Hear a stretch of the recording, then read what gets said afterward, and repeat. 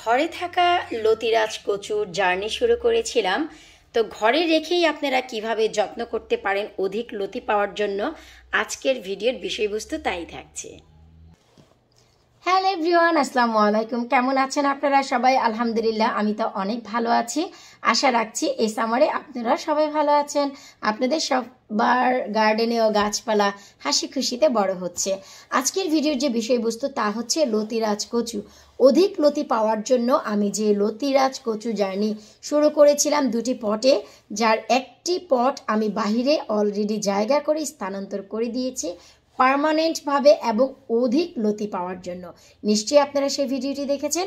যারা দেখেননি প্লিজ একবার দেখে আসবেন যে লতিরাজ কচুর অধিক ফলন পেতে আমি একটি পট বাইরে অলরেডি দিয়ে দিয়েছি আমার পুকুর পাড়ে, আর বাকি সেটি ছিল ছোট পটের, আর বাকি বড় পটটি দেওয়ার মতন গার্ডেনে কোনো জায়গা নেই আর আমার কোনো ইচ্ছেও নেই। সেটিকে ঘরে রেখেই মোটা তাজাকরণ এবং অধিক লতি কিভাবে পাবো সেই জার্নিটি আমি শুরু করতে যাচ্ছি আপনাদের সাথে নিয়ে। যারা আমার ভিডিও দেখে ঘরেই লতির ফলন করেছেন এবং যারা কমেন্ট করছেন যে তাদের ফলনও ভীষণ ভালো হচ্ছে, তারা ঘরে রেখেই ফলনটি করতে চাচ্ছেন, তারাও বাইরে দিতে চাচ্ছেন না কারণ তাদের গার্ডেন নেই, তারা বেলকনিতে আমার ভিডিও দেখে শুরু করেছেন। শুকর আলহামদুলিল্লাহ, আপনাদের বলবো অসংখ্য ধন্যবাদ যে আমার ভিডিওগুলো ফলো করে আপনারা সফল হয়েছেন। তো চলুন আমি আজকের ভিডিওতে দেখাচ্ছি কি করলে আপনারা অধিক লতি পেতে পারেন ঘরে লতিরাজ কচু জার্নি করে। চলুন আমরা আপনাদের সাথে নিয়ে জার্নিটি করছি। এই হচ্ছে আমার সেই উইন্ডো সেল, যেখানে দুটি কচুর পট ছিল আপনারা দেখেছেন, যার ভিতর একটি অলরেডি আমি আমার গার্ডেনের পুকুর পাড়ের সাইডে স্থানান্তর করেছি। ছোট পটের যে কচুগুলো অনেক বেশি কচু গাছ হয়ে গিয়েছিল, তা ভাবলাম যে আমি বেশি লতি পাওয়ার জন্য তা করি। এখন যেহেতু ঘরে একটি পট আছে, তো এখান থেকেও লতি পাওয়ার স্বপ্ন তো ভাই আমি রাখতেই পারি। এই যে আলহামদুলিল্লাহ লতি দেওয়া শুরু করেছে। এখন এই লতিগুলো যদি আপনারা কেটে খান ব্যাটার, আর যদি না খান এখান থেকে আপনারা আবার গাছ পাবেন।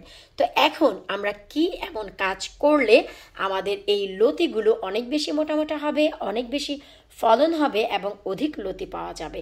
কারণ এই যে পট, এই পটটি কিন্তু আমি মোটেও বাইরে দেব না, এটি আমি ঘরেই রাখবো। এখন ঘরে রেখে যদি কোনো লাভবানই না হই, তাহলে তো ভাই আবার মন খারাপ হয়ে যাবে যে কেন আমি বাইরে দিলাম না। আর আমার এই ভিডিও দেখে যে লাভলি ভিউয়ার্সরা চেষ্টা করছেন ঘরে গাছ বানানোর, তারা তো অবশ্যই ডিসঅ্যাপয়েন্টেড হবেন যে আপুর প্রত্যেকটি স্টেপ বাই স্টেপ ফলো করে আমরা গাছ তো বানালাম, লতি পাচ্ছি খুব কম, গাছও মোটা তাজা হচ্ছে কম। তো তাই আজকের এই ভিডিও সবার আগে বলবো, আপনারা যারাই আমার এই ভিডিওগুলো দেখে ফলো করে গাছ বানাচ্ছেন, প্লিজ যদি ঘরে রাখার ইচ্ছে থাকে অবশ্যই আপনারা বড় পটে গাছটি দিবেন, যেন সামারে এখান থেকে কেটে কেটে খেতে পারেন এবং উইন্টারেও এই পটটি ঘরেই রাখতে পারেন। এটাই রিকোয়েস্ট। সবার আগে বলবো ভিডিওটি ভালো লাগলে প্লিজ ফ্রেন্ডস ও ফ্যামিলির সাথে ভিডিওটি শেয়ার করবেন, এতে করে নতুনরা কিছু দেখার, জানার, শেখার সুযোগ পাবে। আমার এই ভিডিওগুলো থাকে হচ্ছে একেবারেই নতুনদের জন্য, কারণ যারা এক্সপিরিয়েন্স তারা তো সব কিছুই জানেন, আর যারা একেবারেই নতুন কখনই কচু গাছ লাগিয়ে সফল হননি তাদের জন্য থাকছে আজকের এই ভিডিও মূল বিশেষ। তো চলুন আমরা কথা না বাড়িয়ে মূল ভিডিওতে চলে যাচ্ছি। ফার্স্ট অফ অল আমরা কি কাজ করলে গাছগুলোকে মোটা তাজা করতে পারবো, কি এমন খাদ্য। বিশেষ করে মনে রাখতে হবে কচু কিন্তু কখনোই অ্যাসিডিক মাটি পছন্দ করে না, আর আমরা যে কম্পোস্ট ব্যবহার করি তাতে কিন্তু অ্যাসিড থাকে। তো সেই অ্যাসিড যে জিনিসটি তা দূর করার জন্য আমরা কি ব্যবহার করতে পারি? ফার্স্ট অফ অল আমরা যে কাজটি করতে পারি, যা আমি শুরুতেও বলেছি আমার ভিডিওর একেবারে ফার্স্ট যখন জার্নি শুরু করেছি, যে পিট ফ্রি যে কম্পোস্ট সেটা ব্যবহার করলে সেখানে কোনো প্রকারের অ্যাসিড থাকবে না। তো অনেকেই যারা পিট ফ্রি কম্পোস্টটি খুঁজে পাননি বা সেখানে লাগাননি, নর্মাল কম্পোস্টে দিয়েছেন, তাদের জন্য আজকের এই ভিডিওটি থাকছে। সবার শুরুতে আমরা যে কাজটি করব, মাটিগুলোকে একটু আলতো করে দেব। প্রত্যেকটি ভিডিওতে আমি সাজেশন দিই যে মাটিগুলো আলতো করে দেওয়ার কারণে যে কাজ হয় তা হচ্ছে এয়ার সার্কুলেশন হয়, এতে করে গাছের নিচের শিকড়গুলো দারুণভাবে এয়ার পায়, হাওয়া বাতাসগুলো ঢুকে, এতে করে শিকড় খুবই ভালো থাকে, পচে না, ফাঙ্গাল ধরে না, সাদা সাদা থাকে। তার একটি প্রমাণ আপনারা পেয়েছেন যখন আমি ছোট পটের কচুগুলো বাইরে দিয়েছি, ডিটেলস আপনাদের কেটে দেখিয়ে দিয়েছি এবং আমি খুবই ক্লোজলি শট নিয়ে দেখিয়েছি যে আমার শিকড়গুলো একেবারে সাদা সাদা ছিল। এখন আসুন আমরা কি এমন খাদ্য দিব যে খাদ্যের কারণে আমাদের পিট ফ্রি কম্পোস্টের কাজ করবে এই নর্মাল কম্পোস্ট। তো চলুন আমরা সে কাজ শুরু করে দেই। আর তা আর কিছুই না, তা হচ্ছে ডিমের খোসার সার। এই যে ডিমের খোসা, এখানে কোনো কিছুই মেশানো নেই, নর্মাল ডিমের খোসা শুকিয়ে আমি গুঁড়ো করে নিয়েছি। ডিমের খোসায় যে ক্যালসিয়াম রয়েছে অধিক মাত্রার, তা আপনাদের এই যে গাছের গোড়ায় দেওয়ার কারণে আপনাদের শিকড়গুলো অনেক বেশি মজবুত হবে, অনেক অনেক অনেক বেশি। একটি কথা মনে রাখবেন, মানুষের হাড্ডিগুড্ডি শক্ত করার জন্য যেমন ক্যালসিয়াম প্রয়োজন হয়, গাছেরও কিন্তু তা। এটা বোবা প্রাণী হলেও এর কিন্তু ভাই জীবন আছে। একেও যদি আপনি একটু চিমটি দেন, এও ব্যথা পাবে, বলতে পারবে না, কিন্তু সে কিন্তু রিফ্লেক্ট করবে। কিভাবে তা জানেন? জায়গাটিতে পছন্দ ধরবে, তার মানে সে যে ব্যথা পেয়েছে সেটাই হচ্ছে রিফ্লেকশন। তো যাই হোক, এই যে দেখুন আমি এখানে পুরোপুরি 3 মোট এগশেল ব্যবহার করছি, শুকনো ডিমের খোসা। এতে করে অনেক বেশি ক্যালসিয়াম পাবে, এবং যেটি মোস্ট ইম্পর্টেন্ট তা হচ্ছে ডিমের খোসায় যে আপনার এলিমেন্ট রয়েছে, এতে মাটিতে যে অতিরিক্ত অ্যাসিড থাকে এবং অতিরিক্ত যে সয়েল থাকে, অতিরিক্ত যে অ্যাসিডিটি, যে একটি সল্ট থাকে, তা এই ডিমের খোসা শোষণ করবে।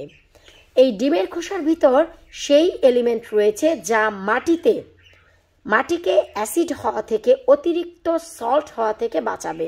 এতে করে আপনার গাছ অনেক বেশি অধিক শক্তিশালী হবে, অনেক বেশি ফলন দিবে। ক্যালসিয়ামের কারণে আপনার এই কচুগুলো অনেক মোটা মোটা হবে, মোটা তাজা হবে, আর অনেক বেশি লতি আপনি ঘরেই পাবেন। 2020 থেকে লতিরাজ কচুর জার্নি আমি যেভাবে করেছি, যা করে আমি এর ফল পেয়েছি, যা দেখে ইউটিউব চ্যানেলে ঘাটাঘাটি করলে আপনারা দেখতে পারবেন, যার অনেক সফল ভিডিও রয়েছে আমার চ্যানেলে। লতিরাজ কচু, শোলা কচু, দুধ কচু, পানি কচু, এই 4 মিলিয়ে যে কচু হয় সেটি হচ্ছে ভাই এটি। তো অধিক লতি আমি পেয়েছি আমার গার্ডেন থেকে শুধু এইসব যত্ন করে। আমি ঘরে বাহিরে কচুর সেম যত্ন দিই, তাই আজ আপনাদের সাথে শেয়ার করলাম। এই যে আপনার ডিমের খোসায় এতে অধিক পরিমাণে ক্যালসিয়াম থাকার কারণে যে কোনো গাছের জন্য একেবারে গোড়ার যে গোড়াটি তা শক্ত করে গাছটাকে স্ট্রং করে, এবং গাছের যে নিজস্ব কালার সেটা বজায় রাখতে সাহায্য করে এই ক্যালসিয়াম। আর এই ডিমের খোসার ভিতর যে এলিমেন্ট রয়েছে, এতে করে মাটিতে যে অতিরিক্ত অ্যাসিড ভাব তা কমিয়ে দেয়। এতে আমাদের গাছ অনেক ভালো থাকে, কারণ যে কোনো মাটিতে অ্যাসিড অথবা সল্টের পরিমাণ যদি বেশি থাকে, তা কিন্তু কখনোই গাছ হতে দিতে পারে না।